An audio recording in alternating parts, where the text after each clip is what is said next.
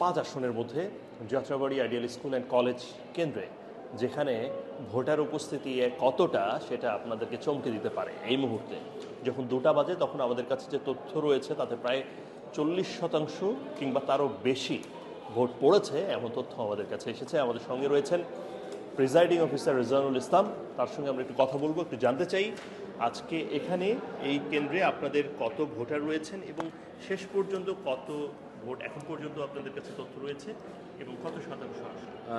ধন্যবাদ। আসসালামু আলাইকুম। আমি প্রিজাইডিং অফিসার মোহাম্মদ রেজানুল ইসলাম, কেন্দ্র নম্বর 28 Jatrabari ideal school and college থেকে বলছি।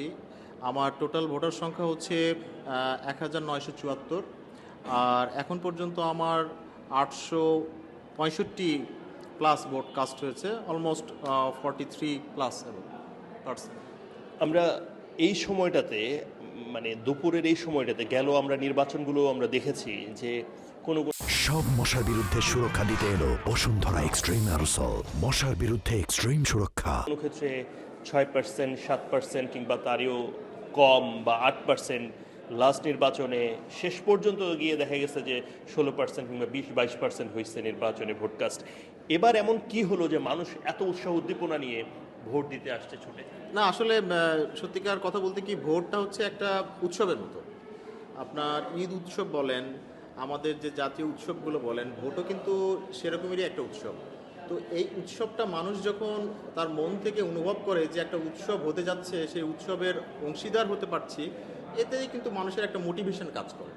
তো আমি মনে করি এবারের সব কিছুই অত্যন্ত সুন্দর এবং সুচারুভাবে সম্পন্ন হচ্ছে এবং ভালো কিছুই হবে জাতির জন্য।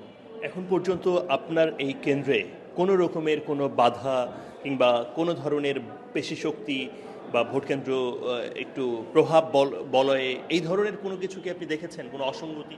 না, আমি যখন থেকে মালামাল সংগ্রহ করেছি তখন থেকে শুরু করে আজ অবধি পর্যন্ত আমার কাছে কোনো অনাকাঙ্ক্ষিত ফোন, কোনো ব্যক্তির উপস্থিতি এবং কেউ আমাকে প্রভাব বিস্তার করার চেষ্টা করেনি, আসেও নি। ভালোভাবে সুন্দরভাবে সব কিছু হচ্ছে। নিশ্চয়ই আমরা কথা বলছিলাম রেজানুল ইসলামের সঙ্গে, যিনি প্রিজাইডিং অফিসার। এই উৎসাহ উদ্দীপনা যদি এইভাবে করে থাকে তাহলে শেষ পর্যন্ত অর্থাৎ 4:30 পর্যন্ত, যদিও 4:30টার মধ্যে যারা কেন্দ্রের মধ্যে প্রবেশ করবেন তারা ভোট দিয়ে সেটা যদি 6টাও বেজে যায় তারপরেও সেই ভোটটা প্রিজাইডিং অফিসার বা অন্য যারা নির্বাচনী যে বিধিবিধান রয়েছে তাতে করে আমরা জানি যে তারা ভোট দিয়ে শেষ পর্যন্ত বের হতে পারবেন এবং সেই ভোটটা গণনার মধ্যে আনা হবে।